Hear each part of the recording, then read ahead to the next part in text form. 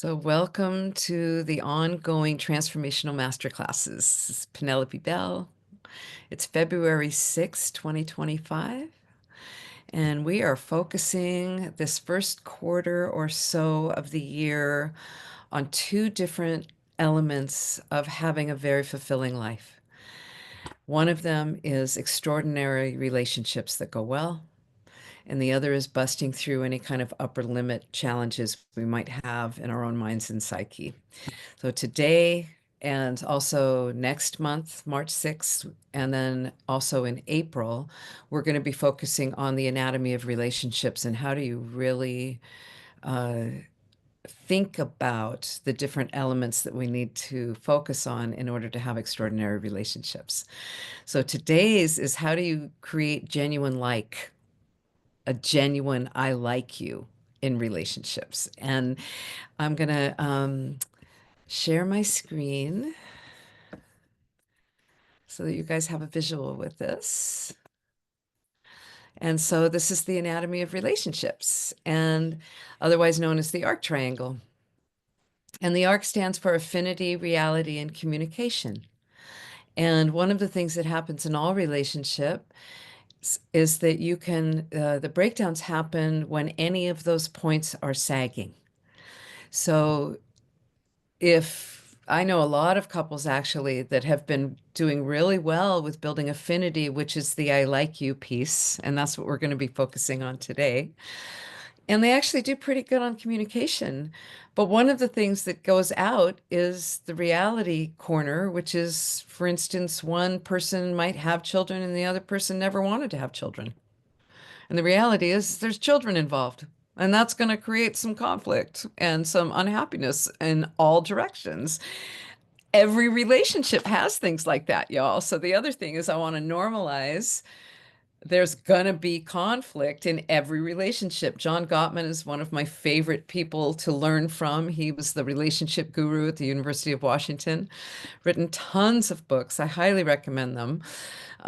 Seven Principles That Make Marriage Work, one of the very great how-to books. And so he talks about this a lot, that there's always going to be at least two domains in every relationship that just don't work. Count on it. Just count on it. And so it's like when you go in with that, then it's like, oh, that's this thing. The reality is I'm going to want more contact with you and you're going to want more autonomy. How do we navigate that? So that's really important to keep top of mind instead of going into this relationship is terrible or it was never going to work. And it's like, no, you're just going to have to navigate. Everybody has different needs and different capacities. Um, the other thing about knowing about the anatomy of relationship is you can work on any one of these corners and it will help you have an upgrade in the entire relationship. And then the other piece, and Gottman talked about this a lot, and it was something I've been very happy that a lot of times in couples work or relationship work, or when I do coaching with different like business partners, people that are running businesses together, frequently people want to go into the reality communication. And that's how most traditional therapists have been trained. You just want to deal with reality and communication. What Gottman found out, and he said he wished he'd found out about it a decade prior, was we need to be working on affinity, which is why I'm starting with affinity and I genuinely like you. How do you find that? So he said when there's love mapping is what he calls it. It's a different language, different wording that he uses, but it's like, how do you build love maps with each other? How do you keep building that affinity? Because affinity is easy. I like you. That's when we have affinity. People in this room right now, I have a lot of affinity with y'all in this room because there's genuine I like yous happening in every direction. So I wanted to give you that. Just I come back to it over and over. So just wanted to give you a visual for that so you understand why I'm focusing on what I'm focusing on. So there's a few things that I wanted to cover around choosing to like something. The other thing that I wanted to uh, underscore this isn't just human relationships, although that's where most of us want to focus, and that's where we do focus because that's, I hear all the time from my clients, I love my job, I just hate HR. I just don't want to deal with other humans. It's like, yep, that's the rub. Quite frequently, it's the human part that's the most challenging of being a leader and navigating the world. So we are focusing a lot on human relationships and how does that to make that go well. And we're in relationship with all different kinds of things at all times. What's your relationship with your money? What's your relationship with your health? How's your relationship with the zeitgeist that's going on in our country right now? What is your relationship to people that have different political or value systems?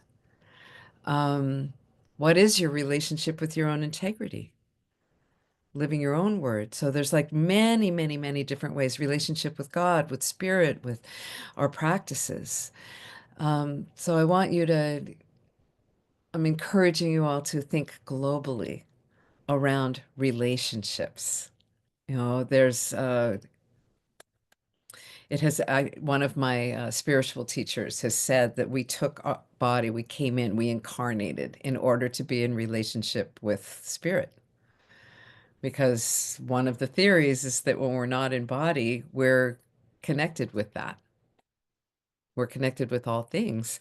And if you're connected with all things, we are connected with all things in a body. But when you're out of a body, it's frequently, there's no relationship. You're just with the one, is what the theory is. And so the theory is that we took body in order to be in relationship with that that's bigger than us. And so it's just one piece. Everybody has different philosophies and belief systems. That's just one that I was like, resonated with me a lot. Um, so that's the broader context for relationship. How are we being in relationship with? Like if you're having like we're in February now, so all of the intentions and how we're going to start the new year and what kinds of things are we going to introduce and stabilize in our lives start to fade. They really start fading at this point. It was like, what was my word? How am I living this life? What do I want to do this year? And um,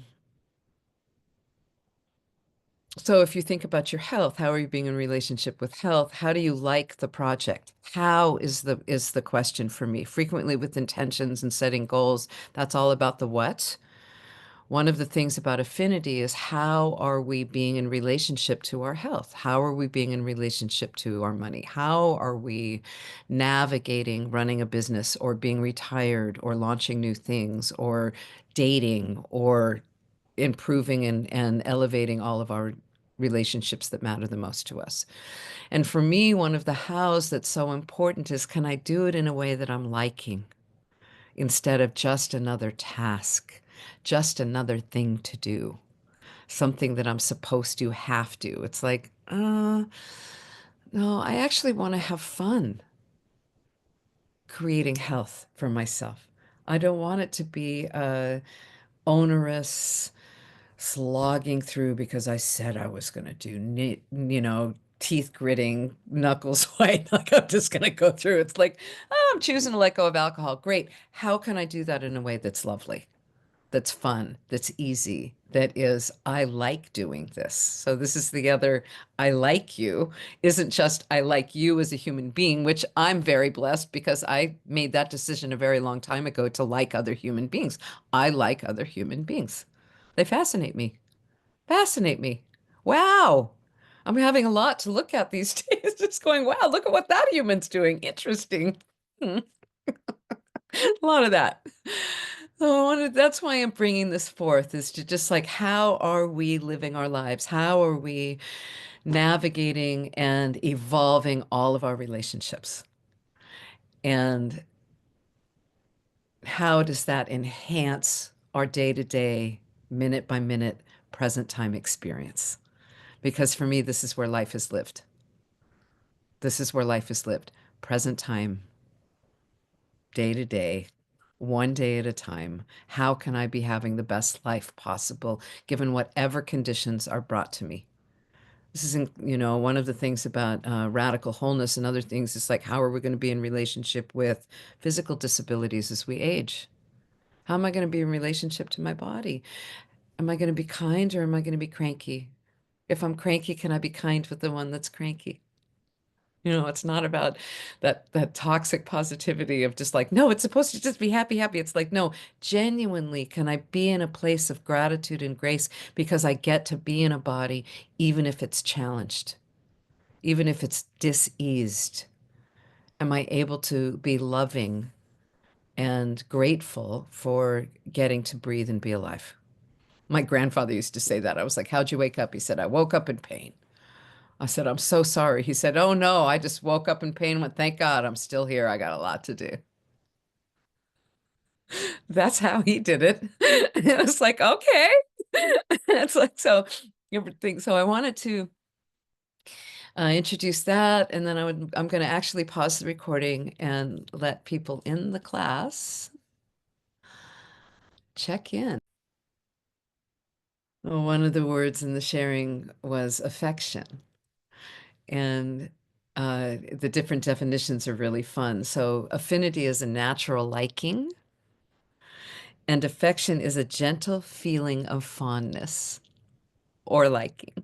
So it's like, all right, so they're within the same ballpark, and the gentleness of affection and what that feels like. How do we engender that? How do we create that? How do we be at cause to create more of that in our lives? And where can we create genuine liking, affection, affinity with ourselves when we have these inner critics that are picking at us a lot? And so, one of the directions that was given to me recently was choose to be pleased with yourself, period. Just choose to be pleased. Where is that a stretch? Where is that? Like, I think about weight. We're so fat phobic in our culture. And those of us that are aging are swelling.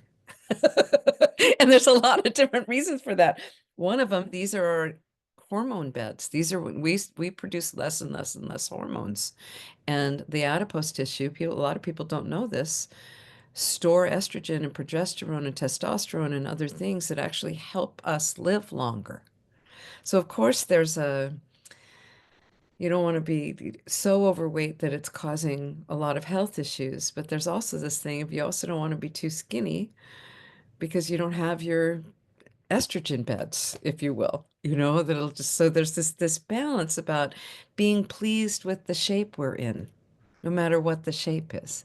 Being pleased that we're efforting and we're moving forward in ways that might be challenging or scary or not comfortable, but we're choosing to do it anyway. Uh, Many of you know that I'm on a walkabout. I'm driving all over the country. My backgrounds will be different every month because I'll be in a different location every time I do this until I return back to Seattle. And I'm choosing to be pleased that I got everything done, even though it wasn't the way that I had envisioned it being done. I'm just like, no, you just did a rock star thing. I'm doing this very difficult journey. And I mean, the journey's going to be fun, but the transitions, you guys all know this, the transitions are wild. So watching my itty bitty shitty committee didn't in how much did I ram into my new vehicle? I'm like, I brought way too much stuff. And it's like, choose to be pleased. So this is the thing. Start here. Charity begins at home, y'all. Liking yourself. I laugh with people. It was like I hear women in particular, but all humans criticizing their body. As a massage therapist for 20 years, it was like the number one thing that I heard. People complaining and criticizing how their body looks. And I'm like, what's that going to just disappeared again? Um, I look at what I love. All right. I don't look at the parts of my body. I don't look at my arthritic knees and just like get mad at them for having arthritis. I look at this curve or that wave or this particular, I look at this shape. I look at the things in my body that I can find pleasure in, instead of hyper focusing on my mama belly or what's happening with my bottom or what's happening with uh, aging and having arthritis. What's that like? So I choose to look at what brings me pleasure. And again, this isn't about some kind of gonna, hear no evil, see no evil, speak no evil. It's not about being out of reality, coming back to the arc triangle. I'm in reality about what my body needs in order to be healthy. But when I'm looking at my body, I'm focusing on what I enjoy. I'm focusing on what I can love and find pleasure and be pleased with. And it makes a profound difference in how I move through the world. So this first piece is charity begins here. Our kindness begins here. The kinder we are here, the more easy it is to be kind towards others. So that's point zero as far as I'm concerned. Self-care is community care. I'm going to say it again. Self-care is community care. It is not narcissistic. It is not selfish. The better shape I'm in, the better I'm able to be of service to you, period. So that's why I begin here. I'm going to pause again and get comments because we're such an intimate group today.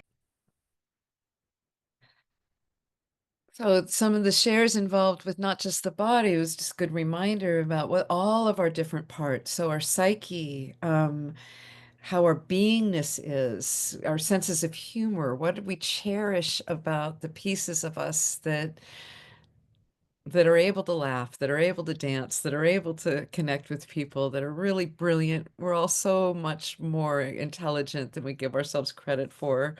Appreciation was one of the words that came up for art, for music, for uh, different levels of thought. That, and then also struggling with just the deep conditioning to not like um, what we look like. There's a really deep conditioning about that. And so it's like, how do we come at it with creativity and gentleness? When I think about coming back to affection, how can we be affectionate with our bodies? How can we be gentle liking while also doing the things that might not be comfortable? So it's like I need to start doing weight training. That's not my jam, but I'm gonna need to figure that out. I need to get some help getting my bones stronger. So it's like, what are the ways that I can do that create affection and affinity? And for me, it's doing it with somebody and not solo functioning. So as an extrovert and as somebody who knows how procrastination works, I know that I need to keep getting company. And so there's always this, like, how do you get to a place of gentle fondness for some of the projects that we have in front of us for optimal health, for instance, or for can we bring in, so I want to shift into humans. How do we have a fondness for humans, even in all of their wacky behaviors? So one of the things that I say in all my groups over and over and over again, love the human. You can hate the patterns. You can hate the patterns of behavior. Okay? Don't like that. I don't like some things that I'm seeing right now, but it doesn't serve me to go after that human. It's like to keep the distinction. It's like, is there anything about that other that I can find that I like? So I had a teacher in seventh grade. I was very bad at sewing. I broke the sewing machines 3 times. It's the only class until college, actually, that I was on the verge of failing. Hated the teacher. Teacher hated me. I got sent to detention. It was just not a good relationship. Eighth grade. It was not seventh grade. It was eighth grade. And my mom, at the end of that particular term, had found an article in the New York Times that how to get along with people you can't stand. And she clipped the article for me, and it actually changed my life forever. And what the thesis of that article was, there is always something you can find. that you like about another human being. Always. There is something, if you're willing to do the work, willing to reach in and get curious, that you can find that affinity, even if it's not affection, that there's some kind of liking, something in common. And thank God the next term was cooking. Same teacher, but it was something. Food is something I have an affinity for. I was raised Swedish smorgasbord. We were all in the kitchen cooking for days together. It's one of my high family of origin values is to cook with other people. So then we moved into cooking, and Miss Zuber was her name. I'm assuming she's no longer with us, but if she is, whatever, if she's still in body or not, God bless her. I started clipping articles for recipes for things that I really love to cook at home. And I started bringing things in. And I would give her recipes. These are some of the favorite recipes from my family. And she was teaching us, you clean as you go. No one else does your dishes. If you're going to be a really good cook, you clean up as you go. And at the end of that term, I turned around and Miss Super was washing my dishes for me.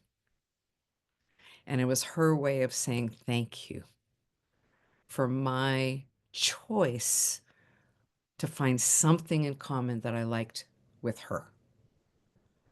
And I literally went from a D minus to an A. Yes, the topics were different, but most of it had to do with how we started relating to each other. So one of the premises that there's a choice involved. So you can look for something that you like about that person and build on that, some affinities, something you have in common, or you can simply choose. You can choose to like another human being. So I want you guys to look at each other. You guys never met before, just as an experiment. So look at the other people in the room. You don't have to turn your sound on at all. So look at each other. Thank you. And make eye contact. Choose to be in the room with each other, not on Zoom. It's like just get the idea you're in the same room and choose to like each other. And see what happens. I choose to like you. I choose to like you even more than I already liked you. And just notice what happens. I'm looking at your faces. It's just completely gorgeous to me. So just notice that. There's a choice. And you guys don't know each other for Adam. But there's like, oh, there's that other. I choose to like you. So your homework, action projects, which I love to do with all of my classes, is just walk around choosing to like others and see what happens. See what happens to your own dopamine, serotonin. Look at what happens in your body as you're watching. As I'm watching you guys, I could tell my dopamine levels just like went up watching you guys connect with each other. Truly, it was just like, oh, I love this. This is so good. This is the best drug in the world for me.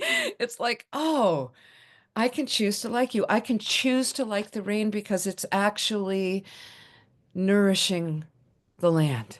It's helping things grow. We can choose to like things that we normally complain about. I see people, I hate people. I was like, well, maybe you could choose to like them a little bit. A little bit. Yeah. So that is my talk on creating some genuine like in your life. I'm going to pause this and have conversations with people because we can do live coaching when you show up here live. And for the rest of you, thank you so much for tuning in and listening to the recording. Until next month, I will see you again.